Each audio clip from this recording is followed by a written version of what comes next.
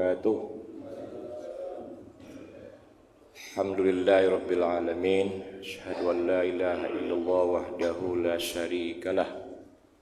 Asyhadu anna Muhammadan abduhu wa rasuluhu la nabiyya ba'dah. Allahumma shalli ala Muhammad wa ala alihi wa ashabihi ajma'in.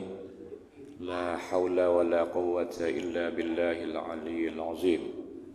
Hasbiyallah wa ni'mal wakil, ni'mal maula wa ni'man nasir, amma ba'd.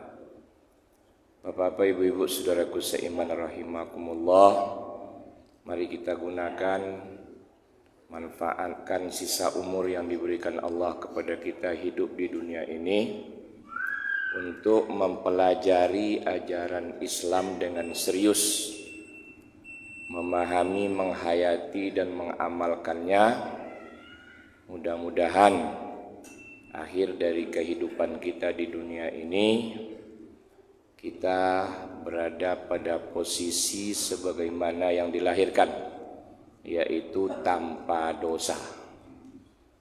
Untuk itu siang ini kita akan mengulang kaji dengan waktu yang singkat tentang hijrah. A'udzubillahi minasyaitonir rajim. Laqad kana fi qasasihim ibrah liulil albab. Sesungguhnya di dalam sejarah kisah-kisah itu terdapat pelajaran bagi ulul albab. Siapa ulul albab? Ulul albab adalah allazina yazkurunallaha qiyaman wa qu'udan wa ala junubihim wa yatafakkaruna fi khalqis samawati wal ard. Rabbana ma khalaqta hadza batilah subhanaka faqina azabannar. Ulul albab adalah orang yang zikrullah dan fikrul khalqi. Orang yang menzikirkan Allah dan memikirkan ciptaan Allah. Itulah ulul albab. Jadi dalam sejarah itu ada pelajaran yang didapat oleh orang yang berzikir dan berpikir. Kepada Muhammad sallallahu alaihi wasallam dan para sahabatnya banyak sekali diceritakan oleh Allah tentang kisah-kisah. Mulai dari Adam sampai kepada Isa, tentang kisah Nabi dan Rasul. Mempelajari dan mengamalkan hasil cerita itu hanya 23 tahun. Lebih kurang, beliau bisa mendirikan masyarakat Madani, Madinah. Nah, kita di Indonesia sudah berapa lama masuk Al-Quran yang menceritakan tentang kisah-kisah itu? Apakah sudah berdiri masyarakat Madani atau masyarakat jahili? Nah, ini yang menjadi renungan kita. Ini barangkali yang perlu kita renungkan. Padahal Nabi dan sahabatnya itu adalah untuk suri tauladan kita. Kalau kita betul-betul serius mengikuti beliau, maka kita akan bisa berbuat sebagaimana mereka berbuat. Kenapa Muhammad bisa meruntuhkan Fir'aun Abu Jahal? Karena dia belajar kepada Musa. Allah ceritakan kepada Muhammad, itu ada Musa tuh. Kau ketemukan dengan dia? Itu dulu Fir'aun yang di hadapannya. Fir'aun itu pernah mengatakan dirinya Rabb, ana rabbukumul a'la. Kemudian sampai lagi dia mengatakan dirinya ilah, bukan Rabb saja, ilah pun diambilnya juga. Sedangkan semasa engkau ada Abu Jahal yang jadi Fir'aun. Hancur. Dalam lebih kurang 23 tahun hancur di tangan dua anak yatim Abu Jahal dalam perang.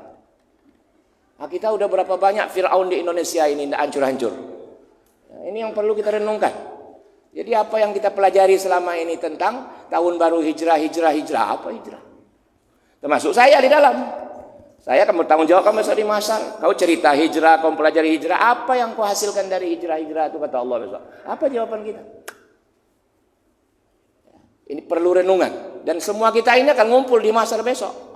Saya sebagai penyampai yang dipanggil mubali akan bertanggung jawabkan. Bapak-bapak sebagai pendengar akan mempertanggung jawabkan. Ibu-ibu juga begitu. Bapak-bapak, ibu-ibu yang saya hormati, jadi paling tidak dari hijrah itu ada dua pengertian yang kita ambil. Pertama, perubahan. Yang kedua, perpindahan. Saya ulang, pertama perubahan, yang kedua perpindahan. Dalil dari makna dari hijrah perubahan adalah al-muhajiru man hajara ma nahallahu anhu. Hakikat dari hijrah kata Muhammad SAW adalah orang yang meninggalkan seluruh yang dilarang oleh Allah. Itulah hakikat hijrah. Jadi kalau saya tidak pindah tempat, bisa saya hijrah? Bisa. Tinggalkan saja dia yang dilarang oleh Allah. Mafhum mukhalafahnya, laksanakan seluruh yang diperintahkan Allah. Itulah hakikat dari hijrah sebenarnya. Tapi apabila hal ini tidak bisa terwujud, saya tidak bisa menegakkan ajaran Allah 100%. Saya selalu diganggu, ditindas dan lain sebagainya. Ambil yang kedua, pindah tempat. Nah, itulah dalilnya kenapa Nabi pindah dari Mekah ke Yasrib. Kemudian dia rubah nama Yasrib menjadi Madinah. Di antara makna Yasrib adalah kacau.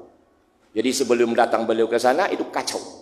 Perang antar suku, ya kayak kita sekarang lah, Asobia, daerah Isme. Orang Melayu membanggakan Melayu, Minang memandangkan Minang, Jawa membanggakan Jawanya, ya. Batak membanggakan Bataknya dan lain sebagainya. Itulah kira-kira. Itu yang terjadi di sana, perang. Kemudian menindas, penguasa yang kuat menindas yang lemah, ya. Yang kaya menindas yang miskin, ya. Subhanallah. Datang Nabi ke sana, ya. Kemudian dia damaikan. Jadi kalau begitu, apa yang akan dituju dari perubahan dan pindah tempat ini? Ya surga. Masyarakat Madani. Maka Nabi ganti Yasrib menjadi Madinah. Madinah artinya kota. Tidak ada ahli sosiologi yang tidak sepakat mengatakan masyarakat kota adalah masyarakat modern. Seluruh. Kecuali yang pikun. Artinya apa? Nabi sudah membuat. Ini contoh masyarakat modern. Aku buat. Nih contohnya. Ya. Kalau kalian mau menjadi masyarakat modern, nah ini contoh. Kalau kalian lari dari ini, kalian sebenarnya tidak modern, kolot. Tapi kalian menganggap modern. Inilah yang terjadi hari ini. Kita menganggap masyarakat modern, tapi sebenarnya kita lebih kolot dari orang Sakai. Ya, orang Sakai aja punya aturan yang top pada kita enggak. Bapak-bapak, ibu-ibu yang saya hormati. Jadi, apa itu hijrah? Berubah. Dari seluruh yang dilarang Allah jauhi, laksanakan seluruh perintah. Kalau tidak bisa, pindah tempat. Tujuannya mendirikan masyarakat Madani. Masyarakat Madani, masyarakat yang dapat surga di dunia, di barzah dan di akhirat. Maka saya tidak menjumpai satu hadis pun Nabi selama beliau tinggal di Mekah 13 tahun yang mengatakan baiti jannati. Enggak ada. Berapa banyak hadis beliau di Mekah. Tapi tidak ada satu pun ungkapan beliau rumahku surgaku. Bagaimana harmonisnya beliau dengan Khadijah. Sampai-sampai di hadapan Aisyah di Madinah. Pada suatu kali Aisyah di sampingnya masih tersebut olehnya nama Khadijah. Sehingga Aisyah cemburu. Tak peduli. Tapi beliau tak pernah mengatakan rumahku surgaku. Kenapa? Karena di Mekah belum berdiri masyarakat Madani. Beliau ingin mengajak orang sana, tidak mau. Ya udah. Pindah dulu, di Madinah baru bisa beliau. Syahadat, sholat sudah di Mekah. Tapi 3 belum. Apa itu? Puasa. Zakat haji belum, di Madinah dilengkapkan. Setelah lengkap, baru berdiri masyarakat Madani. Maka beliau katakan, rumahku surgaku. Kalau kalian ingin merasakan surga di dunia, surga di barzah dan surga di akhirat, dari sini konsepnya, dari diriku. Tidak ada yang lain. Apa isi surga? Paling tidak isi surga itu 3. Aman, damai, kebaikan. Saya ulang, aman, damai, kebaikan. Itulah masyarakat Madinah itu. Dan itulah yang dirindukan oleh manusia. Kalau tidak salah saya di tahun 80-an, awal saya masuk kuliah di IAIN, itu sudah dicanangkan oleh pakar, termasuk Perdana Menteri yang sekarang di Malaysia, Anwar Ibrahim, ya. Dan sebab itulah beliau di segi politik agak disingkir sedikit. Kenapa? Beliau mencanangkan dengan pakar-pakar di dunia, termasuk orang non-Muslim, tapi dia mempelajari tentang Islam, orientalis, orang orientalis. Apa katanya? Manusia akan bisa tenang hidup di dunia kalau konsep Madinah diterapkan di dunia hari ini. Maka keluarlah istilah waktu itu, masyarakat Madani. Artinya masyarakat yang mencontoh kehidupan Nabi dan para sahabatnya. Itu yang dicita-citakan. Bapak-bapak, ibu-ibu yang saya hormati, jadi kalau begitu, mari kita hayati hijrah dengan mendalam, yaitu berubah. Kemudian kalau perlu pindah tempat, ya. Tapi hakikatnya tidak perlu pindah kalau bisa. Tapi Nabi karena tidak bisa, pindah tempat dulu. Nanti dari Madinah baru dicerahkannya Mekah. Maka disebut Fathul Mekah. Bukan menaklukkan Mekah, tak ada. Di Islam tidak pernah menaklukkan. Islam mempatah. Patah itu membuka, mencerahkan, memajukan. Kalau penaklukan, makanya Roma dan Persia disebut penaklukan. Wulibatir Rum, ditaklukkan Rum karena penjajahan. Penaklukan, perbudakan nanti akhirnya. Tapi Islam tidak. Fathul Mekah, membuka Mekah. Gelap, konservatif, dimajukan dengan Fathul Mekah, dengan Islamnya. Bapak-bapak, ibu-ibu yang saya hormati, terakhir, kenapa penting kali hijrah ini? Karena ada dan keberadaan kita adalah proses hijrah. Saya ulang, ada dan keberadaan manusia adalah proses hijrah. Jadi hijrah bagi manusia suatu keniscayaan, tidak bisa dielakkan. Apa benar ini? Baik. Manusia terdiri dari dua unsur, jasmani dan rohani. Rohani tersendiri, jasmani tersendiri. Jasmani bahan bakunya sudah ada, tapi wujudnya belum ada. Bahan bakunya baru. Dulu antara roh dengan jasad pisah. Maka berproseslah jasmani. Tanah. Seluruh manusia dari tanah. Tanah berproses jadi tumbuh-tumbuhan hewan. Ini saya minta bapak-bapak, ibu-ibu yang menguasai ilmu umum tolong pakai di sini. Mantap sekali ini. Berproses, kemudian tumbuh-tumbuhan hewan dimakan oleh seorang laki-laki, diproses di dirinya. Coba, sampai di diri seorang laki-laki saja sudah berapa kali perubahan ini? Dari tanah, tumbuh-tumbuhan hewan dimakan oleh seorang laki-laki, diproses. Jadi ampas, jadi apa? Ada satu, jadi sperma. Sperma itu dimasukkan ke dalam rahim seorang ibu. Sebelum sampai ke rahim, dia saling bunuh. Tindas, hanya satu yang selamat. Kenapa dia selamat? Karena dia sampai ke rahim. Maka Allah menamakan itu dengan rahim. Kata rahim seakan dengan Ar-Rahman, Ar-Rahim. Dan rahmat. Artinya apa? Di rahim itu penuh dengan rahmat. Setelah sel ini, sperma ini, mani ini masuk ke rahim, terbuka, terkatup langsung, terjaga. Disinilah baru bisa berkembang. Tapi sebelum sampai di situ, tidak bisa berkembang, saling tindas. Apa pelajaran yang dapat diambil di sini? Manusia selama hidupnya tidak mau berhubungan baik dengan Ar-Rahman dan Rahim, dan tidak mau silaturahim dengan sesama makhluk horizontal, maka hidupnya akan saling tindas. Ini rumus.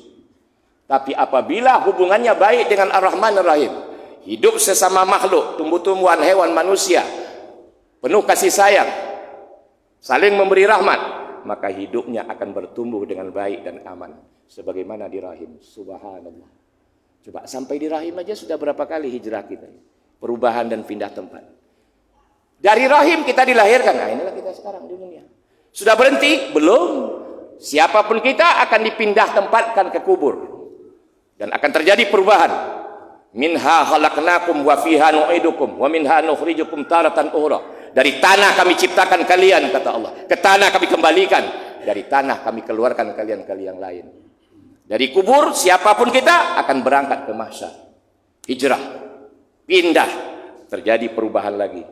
Dari mahsyar, kita akan dipindahkan terakhir ke surga atau neraka. Terakhir hijrah, dari neraka ke surga.